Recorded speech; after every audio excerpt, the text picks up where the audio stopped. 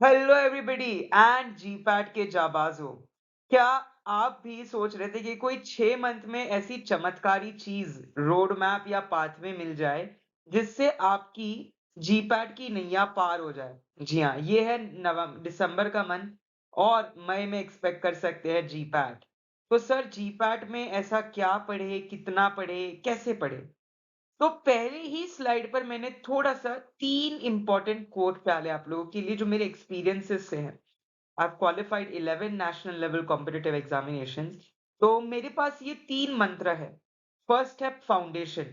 अगर आपका base concept clear हो, जैसे आप शुरू करते हैं जो आप फार्मेसी का सिलेबस है, you start with human anatomy physiology, body के स्ट्रक्चर और फंक्शन पढ़ते हैं, जो ऑर्गन सिस्टम्स हैं, cardiovascular, nervous, endocrine, lymphatic, dermatological, reproductive, respiratory, renal, right? आप 12 सिस्टम्स ऑफ बॉडी पढ़ते हैं। देन आप धीरे-धीरे पैथोफिजियोलॉजी, उन सिस्टम्स की डिजीज पढ़ते हैं, asthma, COPD, hypertension, angina, arrhythmia, epilepsy, depression, schizophrenia, bipolar, mania, correct? Alzheimer's, Parkinson's, अलग-अलग ऑर्गन्स के अलग-अलग डिजीज पढ़ते हैं। फिर आप धीरे-धीरे चलते हैं फार्माकोलॉजी में, जहाँ आप उन डिजीज के ड्रग्स, वो कैसे काम करते हैं, वो ड्रग्स किसके साथ नहीं खाने चाहिए, इंटरैक्शंस, वो ड्रग्स का फार्माकोकाइनेटिक्स कितनी टाइम दिन में लेने हैं, कितने दिन तक लेने हैं, जैसे एजिथ्रोमाइसिन। तो 500 mg 3 दिन तक डेली 1 खानी है, या 250 mg 3 दिन तक दिन में 2 खानी है।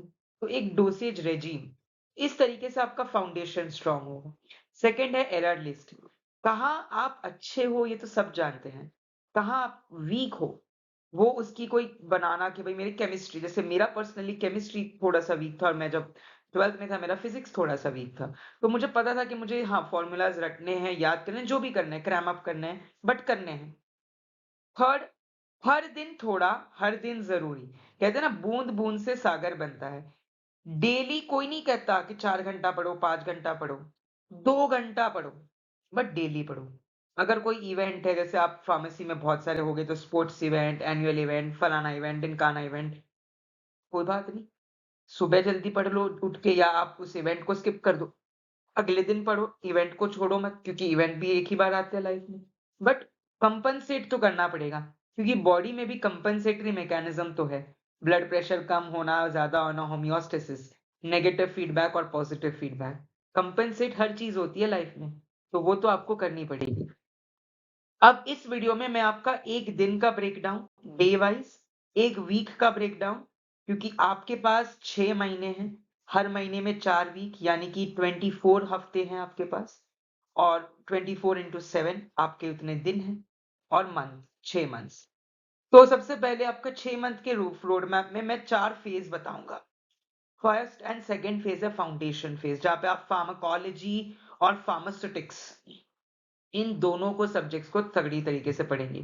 फार्मास्यूटिक्स हो गया आपका, जिसमें dosage forms, tablet, capsules, parenterals, aerosols, जितने भी आपके लिक्विड डोसेज फॉर्म है, solution, suspension, monophasic, biphasic, syrup, elixir, linctus, semi solid, ointment, creams, paste, transdermal, novel drug delivery system, right? TDDS, GIDDS, and आपके polymers, सारे के सारे control release वगैरह, biopharmaceutics, linear and non linear kinetics, आपके compartmental modelling, mammillary model, catenary model, आपके biopharmaceutics में इसके अलावा modes of absorption, distribution, metabolism and elimination.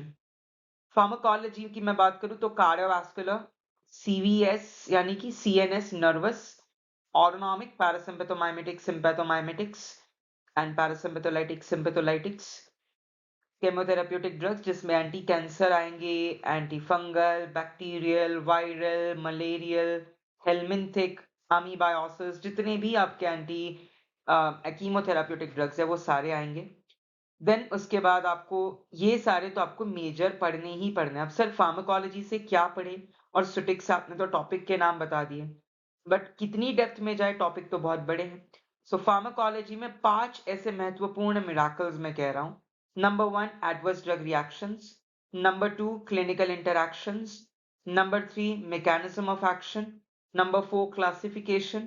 Number 5, important pharmacokinetic, जैसे कौन से ड्रग्स किडनी से जाते हैं, कौन से ड्रग्स बाइल से जाते हैं, longest half life, shortest half life, chloroquine का लार्जेस्ट वॉल्यूम ऑफ डिस्ट्रीब्यूशन है, कुछ कुछ इंपॉर्टेंट पॉइंट्स। फिर आप पांचवें महीने में minor subjects micro, biochem, biotech, cognosy, jurisprudence जितने भी है वो सारे 1.5 महीने में उड़ा देंगे। अब जब आप ये तैयारी कर रहे हैं फर्स्ट, सेकंड, थर्ड की, उस दौरान मॉक तो डेली लगानी है। 24 हफ्ते 6 महीने तो आपके मॉक्स लगने ही चाहिए। हर हफ्ते एक मॉक, फुल लेंथ और डेली सब्जेक्ट वाइज। तो आपको एक भी दिन ऐसा नहीं होना चाहिए जब आप मॉक छोड़ें, क्योंकि वो आपका कॉन्फिडेंस बढ़ाएंगे। कम मार्क्स आएंगे, डिसअपॉइंट नहीं होना कि यार मुझे कम मार्क्स आ रहे, कुछ आता है, मेरा क्रैक होगा या नहीं। इस तरीके के ख्याल आना अक्सर लाजमी है और काफी कॉमन है कि मेरा क्रैक होगा या नहीं, मैं कर पाऊंगा या नहीं। बट ये मैदान जंग है, बैटल फील्ड है। जो थकेगा, जो रुकेगा, जो ओवरथिंक करेगा, वो सीधा बाहर होगा। चार्ल्स डार्विन बहुत सही कह के गया है, सर्वाइवल ऑफ द फिटेस्ट। सिर्फ वही टिकता है जिसमें अंत में परिश्रम करे, परसीवरेंस हो, जील हो, जज्बा हो, जुनून हो, आग हो, ऑब्सेशन हो, सनक हो किसी चीज को पाने की। सो फार्माकोलॉजी, फार्मास्यूटिक्स, फार्मास्यूटिकल केमिस्ट्री, ये ऐसे इंपॉर्टेंट और महत्वपूर्ण टॉपिक्स हैं जो काफी इंपॉर्टेंस होल्ड करते हैं। फार्माकोलॉजी से 25 से 30 क्वेश्चन, फार्मास्यूटिक्स से 25 से 30 क्वेश्चन, केमिस्ट्री से 25 से 30 क्वेश्चन आना फिक्स है। तो ये आपके हो गए 70 क्वेश्चंस। बाकी कॉग्नोसी से 10 से 15 आना फिक्स है, 85। एनालिसिस से आपके माइक्रो, बायोकेम, सारे ज्यूरिस्प्रूडेंस सब मिला के आपके बाकी रिमेनिंग। सो 125 क्वेश्चन का ये जो महा सिलेबस है, ये सिलेबस ओशन की तरह है, सागर, महासागर। जितना भी पढ़ोगे उतना कम ही है। तो ये कभी मत सोचना कि मेरी तो पढ़ाई हो गई है। कभी भी पढ़ाई किसी की हो नहीं सकती। हाँ, ये कह सकते हो मेरे important major topics, FAQs, frequently asked topics हो गए। ये आपका कॉन्फिडेंस लाएंगे। मेरा सब हो गया तो आप में ओवर कॉन्फिडेंस लाएगा माय डियर। तो ये आपका वीक वाइज था। अब मैं आपको day wise break, sorry 6 months की स्ट्रेटेजी थी। अब मैं आपको डे वाइज बताता हूँ कि सर आप मॉर्निंग बर्ड है या नाइट आउल है, सुबह जल्दी उठ के पढ़ने वालों में से हैं या रात को लेट तक। ये नहीं कहा था कि मैं सुबह जल्दी उठो, या नहीं कहता रात को लेट। जो भी, जिसको भी, आप एक इंडिविजुअल की कॉग्निटिव न्यूरॉन की कैपेसिटी अलग होती है। आइडियल टाइम पढ़ने का 4:30 से 7:30, सिंस मैंने डिप्लोमा इन साइकोलॉजी भी पूरी करी है। आइडियल टाइम पढ़ने का सवेरे 4:30 से 7:30 होता है, according to the chrono pharmacology and chronotherapeutics. So सुबह 6 से 7 आप थोड़ा सा रिवाइज करिए with a minor subject. Then आप 7 से 9:30, 9 बजे, अगर आपकी कॉलेज है, ये मैं संडे के एस्पेक्ट से बनाया है, पर अगर आपकी कॉलेज है तो 7 से 9, आप 7 से 8:30 मेजर सब्जेक्ट रिवाइज करें, फिर तो कॉलेज होगी। फिर आप जब आएंगे शाम को 5 बजे, 1 घंटा गप्पे लड़ाए, मस्ती करे, जिम जाए, गर्लफ्रेंड से बात करे, बॉयफ्रेंड से बात करे, जो चाहते हैं वो करें। 6:30 से 9:30 तगड़ी पढ़ाई, 2.5 घंटा 3 घंटा जुड़ जाओ। माइनर सब्जेक्ट और मेजर सब्जेक्ट मिक्स। कभी भी एक दिन में एक सब्जेक्ट मत पढ़ना, बोर हो जाओगे, याद नहीं रहेगा और मोनोटोनस से सेचुरेट हो जाओगे। 2 सब्जेक्ट का मिला के पढ़ना। उसके बाद आपका एंड में मैं बताऊंगा कि 9 से 9:30 तक आप, ये जो है कि आपका टाइम टेबल वीकेंड के हिसाब से, तो आप इसे फॉलो वीकेंड के लिए। बट हाँ, मैं ये एडवाइस जरूर करूंगा कि एक दिन में 2.5 घंटे की पढ़ाई जरूरी है, यानी कि 14 घंटे की पढ़ाई एक हफ्ते में जरूरी है मिनिमम। ये मैं मिनिमम कह रहा हूँ। ये तो हो गया डे वाइज। अब चलते हैं वीक वाइज माइक्रो प्लानिंग पे। Monday, Tuesday, Wednesday, Thursday, Friday, Saturday, Sunday. Sunday को तो आपने पूरे हफ्ते में जो पढ़ा है वो रिवाइज करना है पूरा, और उसके मॉक फुल लेंथ लगाना है। मंडे आपको पीवाईक्यूज के साथ साथ कोई मेजर सब्जेक्ट पढ़ना है। ट्यूसडे दूसरा मेजर सब्जेक्ट करना है पीवाईक्यू के साथ। वेडनेसडे एक माइनर सब्जेक्ट करना है पीवाईक्यू के साथ। Thursday again minor. Friday major. Six Saturday major. तो हर दिन मेजर सब्जेक्ट करना है with a mock test, that is a must requirement. अब दो फंडामेंटल्स या दो ब्रह्मास्त्र चीज मैं बताऊं, पीवाईक्यू एंड एफएक्यू। जब तक पुराने 11 साल के पेपर आप जीपैट के सॉल्व नहीं करेंगे, आपका जीपैट निकलना मुश्किल है, असंभव है। डिमोटिवेट या जो भी कहो मैं कर रहा हूं अगर आपको वो लग रहा है, बट मैं रियलिटी चेक दे रहा हूं। जब तक आप पीछे जाके देखते नहीं कि किस तरीके से, कितनी डेप्थ में, कितनी गहराइयों में, और आजकल तो एनबीएमएस, national board for examination for medical science, GPAT ले रहा है। पहले के जमाने में तो आईआईसीटीई, यूजीसी, पीसीआई लेता था। अब दूसरी एक मेडिकल बॉडी ले रही है, तो आपका ह्यूमन एनाटॉमी फिजियोलॉजी अच्छा होना काफ़ी ज़्यादा ज़रूरी है and pharmacology. So active learning बहुत ज़रूरी है, बहुत मेथड है, फेमैन्स मेथड है, पोमोडोरो मेथड है, ड्रिल मेथड है। कुछ लोग होते हैं ना कि मैं 1 घंटा पढ़ूँगा, फिर चॉकलेट खाऊँगा या मैं PS5 खेलूँगा या मैं पबजी खेलूँगा, गिफ्ट करते हैं अपने आप को। कुछ लोग होते हैं कि हाँ, 1.5 घंटा पढ़ाई, फिर थोड़ा-सा इंस्टाग्राम रील, फिर वापस कुछ पढ़ाई, अपने आप को थोड़ा-सा एक बूस्टर देते हैं। तो आप जिस भी कैटेगरी में हैं, ये आप इसका स्क्रीनशॉट ले सकते हैं वैसा। और नहाते वक़्त रिकॉल करो। सोते वक़्त ऐसा तो नहीं कि बिस्तर पे बैठ के तुरंत नींद आ जाती है, रिकॉल करो। ट्रेन में जाते वक़्त, मेट्रो में जाते वक़्त, बस में जाते वक़्त, एक जुनून रखो। इतने सारे टेलीग्राम ग्रुप्स हैं, मेरा खुद का भी टेलीग्राम ग्रुप है जिसकी लिंक डिस्क्रिप्शन में है, जॉइन कर लो।